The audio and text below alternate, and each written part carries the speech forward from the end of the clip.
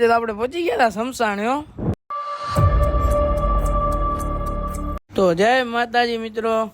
સવારે નાહી ધોઈ ફ્રેશ થઈને પહોંચી ગયા આપણે ઓફિસે. સવારની ડ્યુટી પતાવી નીકળ્યા આપણે પાછા આપણા ઘર બાજુ. તો આપણે પહોંચી ગયા ઘરે.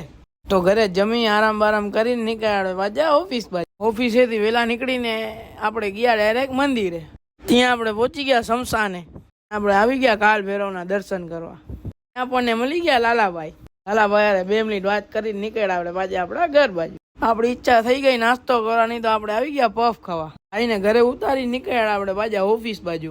ઓફિસે આપણું થોડુંક કામ રહી ગયું હતું, એ કામ પતાવીને નીકળ્યા આપણે પાછા આપણા ઘર બાજુ. ત્યાં તો આપણે પહોંચી ગયા આપણા ઘરે.